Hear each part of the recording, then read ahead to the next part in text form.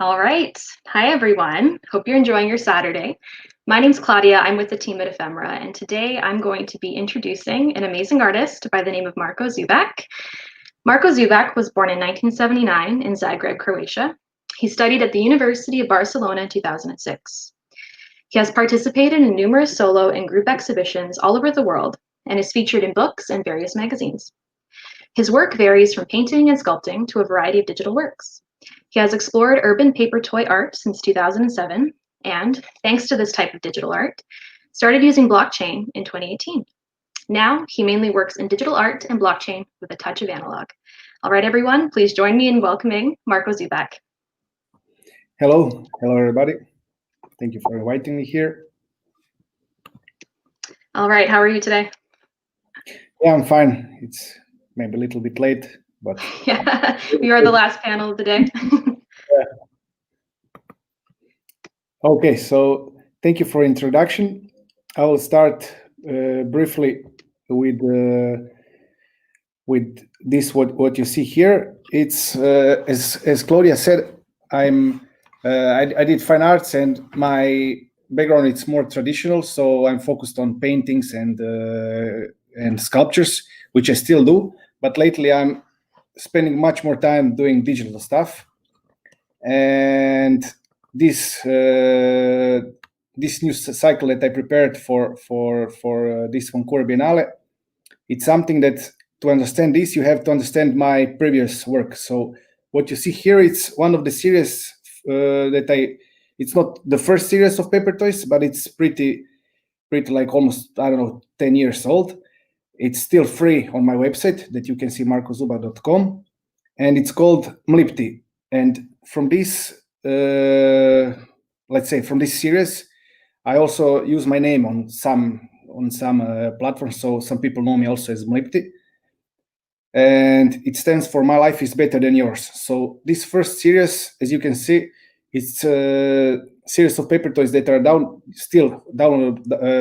for download for free from my website. And it deals with, you see, like this, like, I don't know, you have these uniformed policemen, and these paper toys that are suffering from their, I don't know, oppression, something like that. So this is the idea. You can go to the next slide. This is the idea that that came to another series called Mlipti Shadows. So I use similar concept, but in different fields. So from paper toys, I come to paintings, drawings. You see here, you have sculptures. You have also in voxel, in crypto voxel, I have a special installation with this crypto space with voxelate shadows. I also do photography, and it's totally another body of work, but in some way they are all connected. So you can also now go to the next slide. So when I discovered blockchain, I started with paper toys first, but soon after I also brought all my other parts of artistic production there. So here you can see combination of digital art, of animated GIF. It's like 3 seconds, and of original painting. So sometimes I make painting and I animate it from starting from painting. I animated this kind of, I don't know, digital animation, or sometimes I go reverse. So in this case, I first made the animation and then I made the painting. So this is also to understand this kind of approach, because also this painting is collage, so there's always paper present in my art. And the base of all these works is photography, but I'm not a photographer. I don't use this photography as professional. It's just a tool to achieve this kind of works. So also on the next slide, there's a similar piece. You can go to the next one. So these GIFs were tokenized also. These are all on blockchain. And this is again paper toys. So this is also to understand this photography, street photography that I also do. So I travel around when I have occasion. I travel around. I don't know, this first photo is taken in Verona, near Colosseum, and the second one is famous. You can see it's Pisa, and this is from the series Blockheads Disoriented series. And inside this series also have some sub-series. So one of them is Anonymous Officials. You can see them on the right. These two small guys under the horse. These are from this Anonymous Official series, which also you can see in lots of my works connected to paper toys. So now you can go to the other slide. So in 2018, I was invited to Astana. Back then it was called Astana. Now it's called Nur Sultan. It's the capital of Kazakhstan. And I was invited there as a painter for an exhibition. And I was there for 10 days. There were people invited from all over the world. And we were there for 10 days going around the city and painting the city. And I don't know, this, like the inspiration needed to be the city. So I was there as a painter, but I took a few paper toys with me there, and all my free time that I had to spend for myself, I was wandering around the city, walking, and I was taking these paper toys with me. So they are the base of some of the works that you're going to see later. So as you can see, I also in the previous images, I placed those paper toys on some, I don't know, things that I find interesting in the streets, and take the photos of them. So you can also see me like there lining in the background on the second photo. And both in Lipty Shadows and in paper toys, I'm interested more in this architectural aspect of the photography, and there are always buildings, habitat places for, I don't know, or just constructions or houses or like small details on the streets that I find interesting. And with these details, I create my work, and the story goes from there. So also these here are part of the Anonymous Officials paper toys. You can go to the next slide. Okay, so for this exhibition for Biennale, I started a new cycle of works, which is a combination of all this mentioned before. So to understand this work, you need to know what are Mlipty shadows, because the idea of those like creatures is that they represent people actually, and they are as you can see maybe here in this first image, you can see those small faces, heads like lurking out of the windows. So this is the idea. This is the idea how it all started, because when you go to some city, when you travel around or you live somewhere, I was studying outside. So you go through, you're walking through on the streets, and I don't know, you find yourself someplace, but maybe, I don't know, you have these buildings, houses, you see the windows, you don't see the people, but you feel the presence of them. They're like shadows hidden inside, and sometimes you feel they're watching you because you're in a place where you're not at home. Everything is new for you, and you feel that, I don't know, maybe you can have this feeling, maybe you can get it, like that somebody's watching at you from these windows behind the curtains. So these shadows represent these invisible inhabitants, and all people in general. They represent also the characters of the people, and in more like unique way. I'm not focused on individuals. So all these shadows, it's like general people in general. So they have only heads. They don't have hands. They don't have legs, and they're just the body and the head, black and white. So always in my series of these shadows, you will see them black and white, maybe few like this little bit of some tones, but it's always this kind of mood. And they're in the city. They're behind the, I don't know, on the balconies or something. I don't know. Depends on the architecture. So when I travel around, I take photos from different places, from Lisbon, from, I don't know, Barcelona, Argentina, where have I been, and I use those travel photos. I call them like my travel photos for these works. So this work you see here, it's half of the piece. It's taken in Berlin, and half is from Astana. So I concentrated on these big constructions where you have hundreds of windows and they all seem empty. When you go there, you can tell if there anybody living inside or not. So this is this sensation, and I put my shadows inside, and I used paper toy craft. Like craft, I say craft because this is just a cube, but as it's photography, for me, photography, it's on the paper. So I printed this digital image because it's a combination of two photos. I printed it on paper, and I crumbled. How do you say? This with the paper, and I made a cube from this, and this was the animation for the piece, which now it's the work it's still.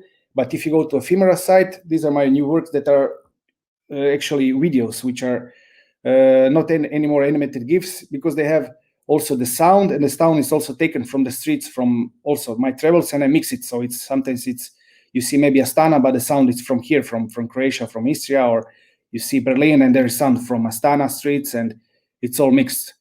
And these cubes represent these elements of the buildings that these shadows, these people are living in. And you can go to the next slide already, because I don't want to keep it's the same story.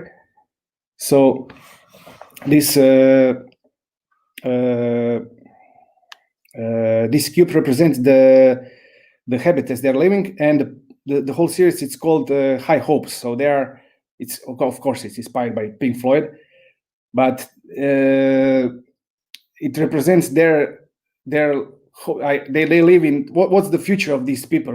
Who are they? Do they paint? Do they draw? Maybe, I don't know, maybe they draw on data, or maybe they, I don't know, they have some ideas, but they're still trapped in those kind of big like cages, and their way of thinking, it's still like they go outside of this building, and they think, but they still think in this way.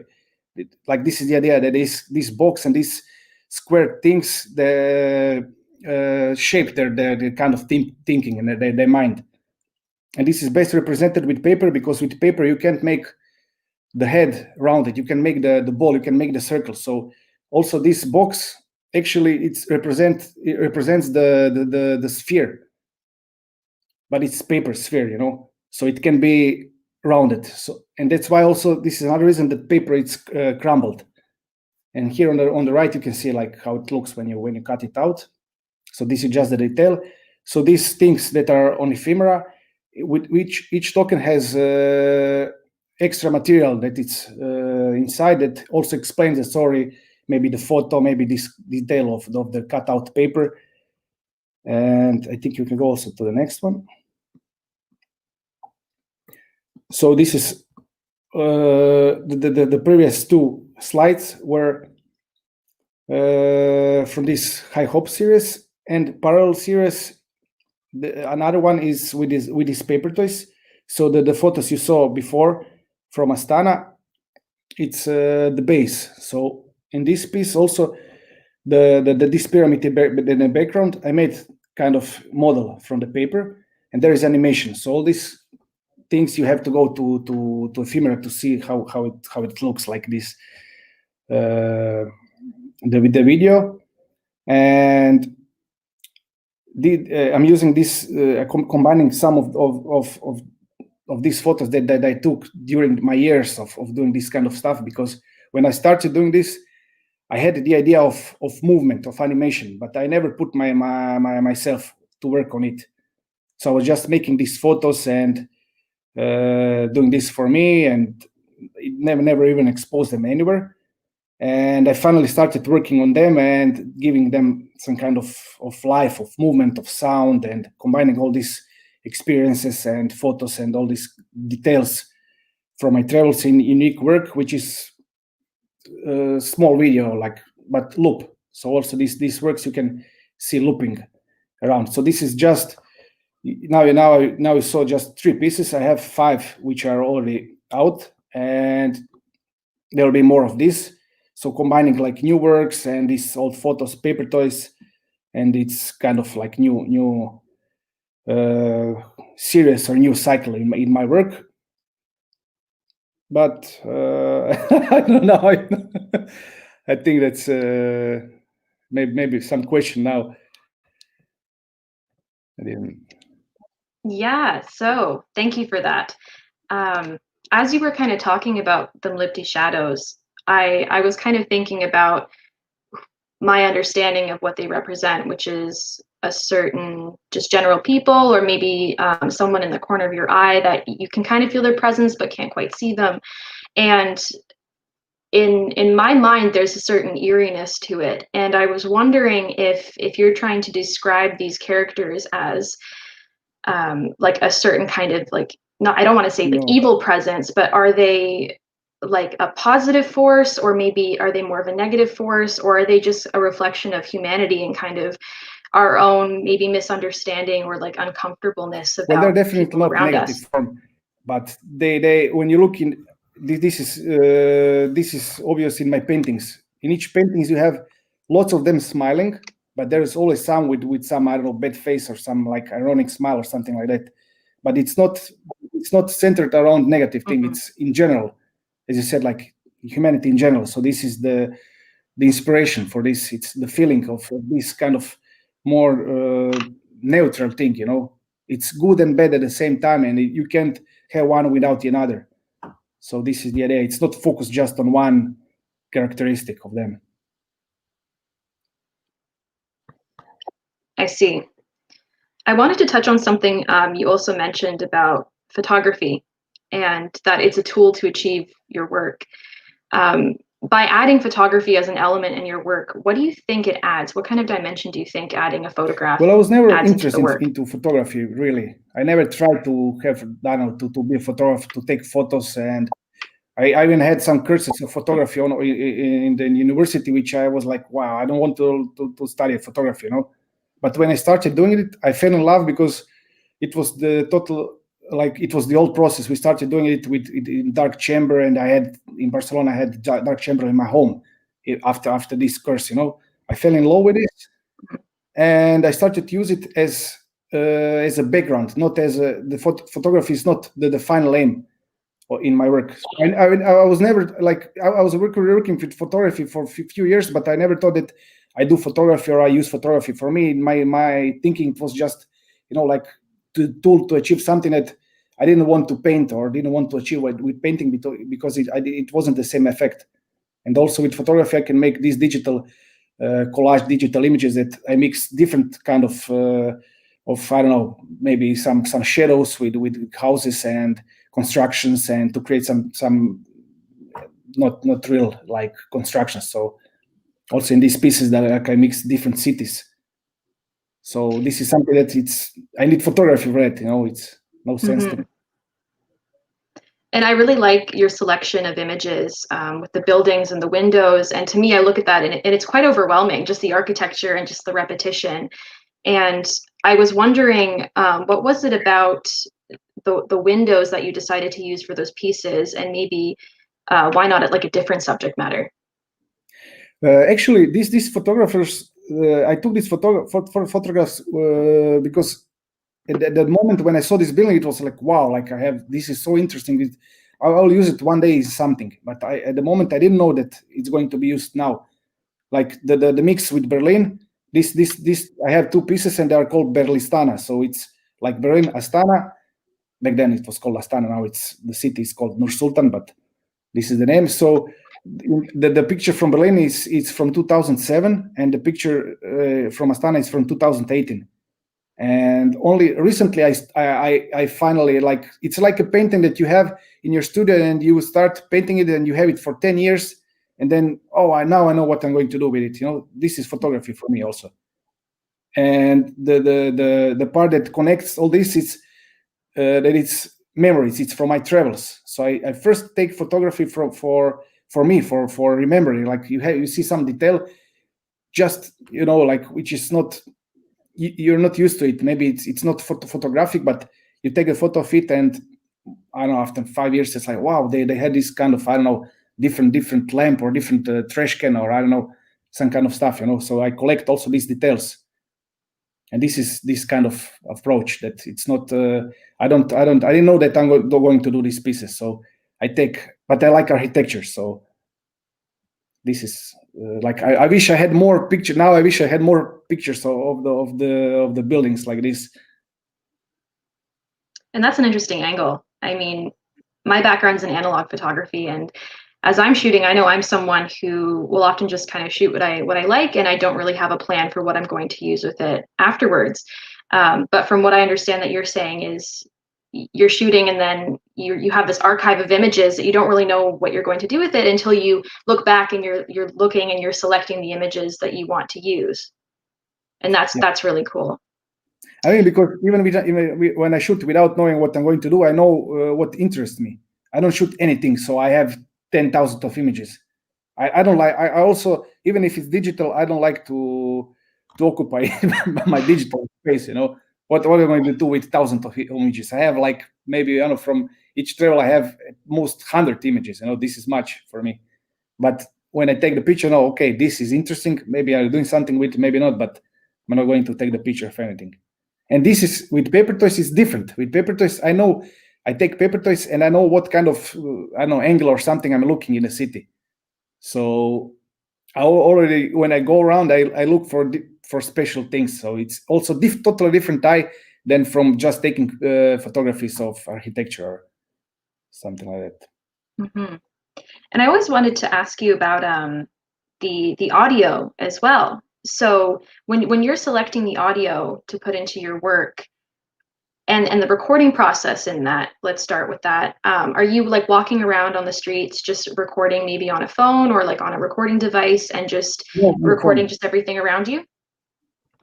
On the phone, and usually I record. Sometimes I take sound from casual recordings of a video, but sometimes I really go for something and I record it, like sound of the car, sound of the people on the streets. Sometimes I make my own sounds. Very often I make there also in these works. There's some sound that I did at home or outside, you know, like some I don't know strange, I don't know with hand or with my voice, or depends of the inspiration. It's the sound for me. I'm not into music, and also I don't know. I with these sounds, I also try to make rhythm sometimes, but not creating music or like in this kind of approach. It's not instrumental approach. I like noise or these kind of things. Mm-hmm. And when you're recording all this audio, do you find yourself just maybe not looking at it for a while, like with your photography, or do you tend to just listen to it right away and kind of figure out what you want to do with that afterwards?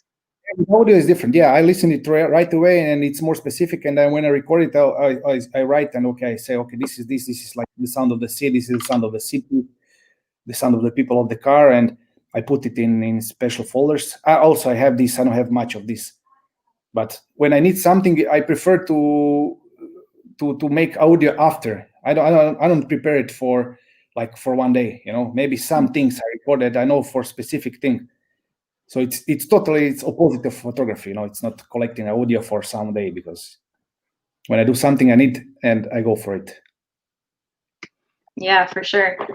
How did you get involved with blockchain?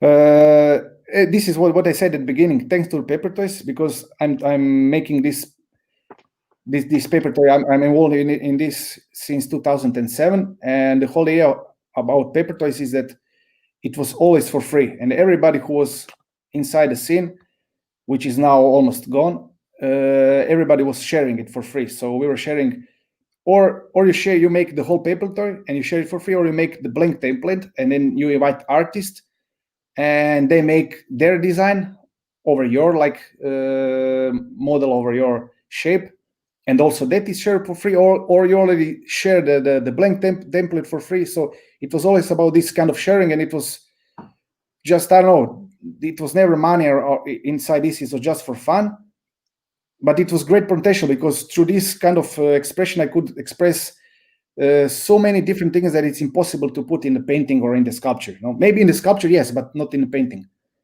And also this idea of once it was on internet, for me, I was thinking like, wow, it's forever there. Then you got, it's not forever, because you have to pay hosting, you have to pay this and that. And I was always thinking, okay, so my paper toys that I share, if somebody is not resharing them, they have limited life. While I'm going to pay my website and my hosting, they're going to be there afterwards. only in the computers of few people who collected them for free, you know. So I discovered the blockchain, and for me it was first idea for me it was like, wow, this is okay, this is the solution. It will be somewhere forever, you know. Even if I don't have my website, it will exist somewhere, you know. So I started with this kind of, I don't know, just with paper toys on blockchain. But what blockchain bring it wasn't for free.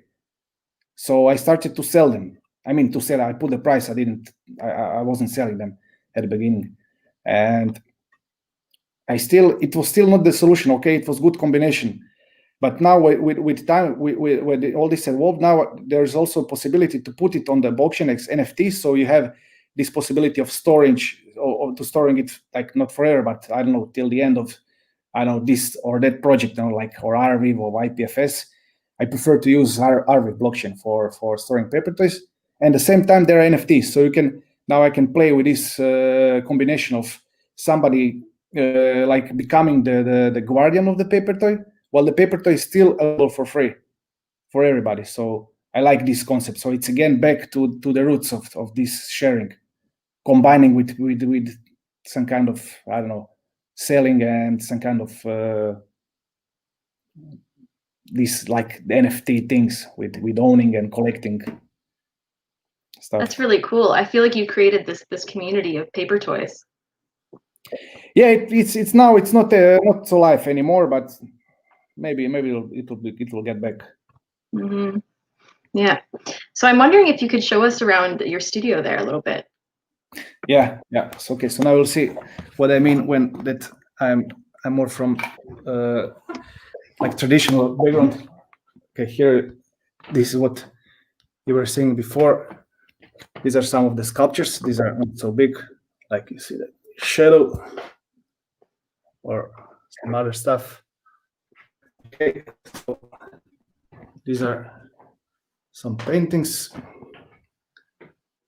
I said before that shadows are always black and white, and these are some experiments that I'm doing with colors. And as you can see, they are pixelated. So this is influence of CryptoVoxels. I was playing so much in CryptoVoxels and making the voxel models there that I started to paint them in pixels. Okay, this is some experiment. It's more like geometric, more abstract, but I'm playing with some new materials like oxide paintings, oxide paints. Okay, another love is also skateboarding, as you can see. So also paint, put the shadows on the skateboard. So, like for example, the first one is this is Pula. This is near the place where I am now. This is from Lisbon. This is just paint. And this is also some kind of collage. So I also use all these kind of images that are maybe not good enough for big paintings. I use them on skateboards. Okay, see here you can see also have. No, it's not here. Yeah. Okay, so also is here. Like for example, this one, it's one that I said I haven't. This one wasn't available for a few years. Wasn't available for free, and now I put it on blockchain, and you can get it from it's inside the NFT. It's link which is accessible to download it for free. Also, this is another painting that I'm going to animate. Sorry for the. I have to go around with a computer. Okay, this is also in the making. It will be also another animation, like this. Yeah. Some boards. Yeah, well, this is the studio.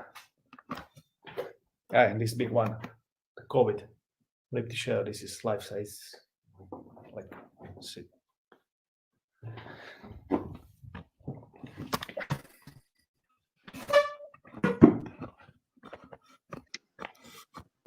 Oh, that's awesome. That's quite the space. I especially love the sculpture with the mask. That's great. Yeah, I have to protect him. I need this guy here. Yeah. All right. So we have a question from Attendify. Yeah. So what function exactly does blockchain play in this project?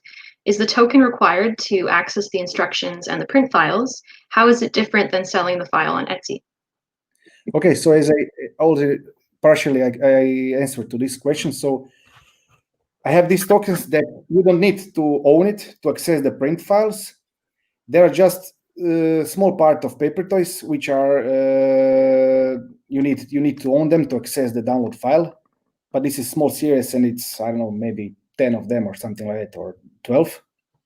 So on my website, all the paper toys that are free, this is totally not connected to blockchain, but one of the projects that I'm going to do with Town with Future, which I already started, is to put all these paper toys on blockchain, but to keep them for free. So there will be possibility also to own them, but the idea is that they will be on this Arviv blockchain uploaded.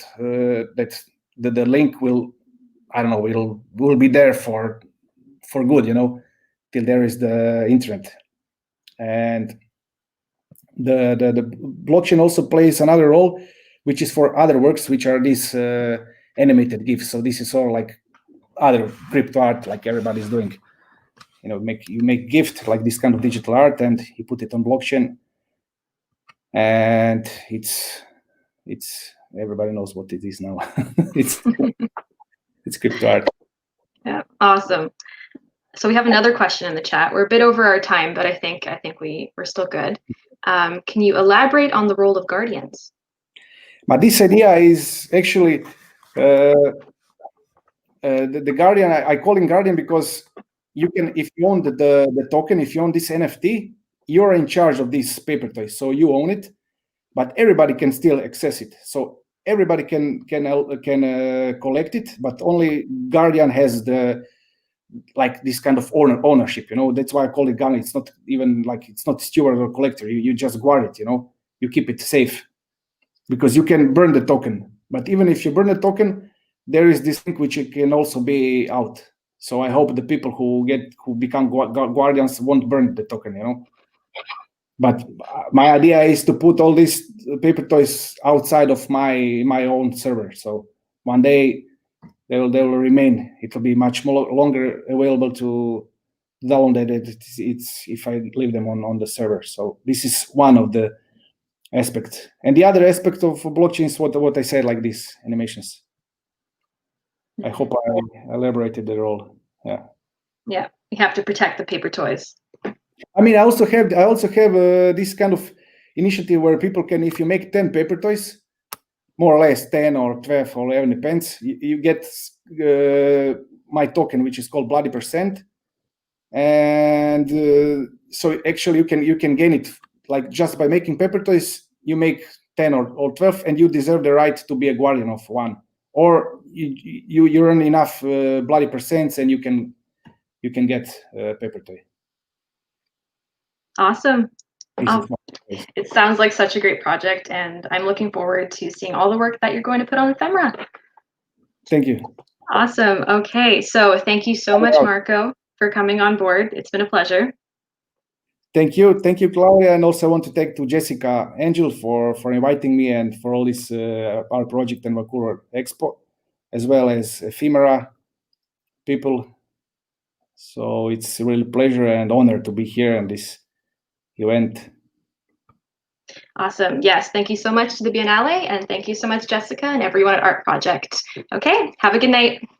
Good night. Thank you, Jessica. Thank you, Claudia.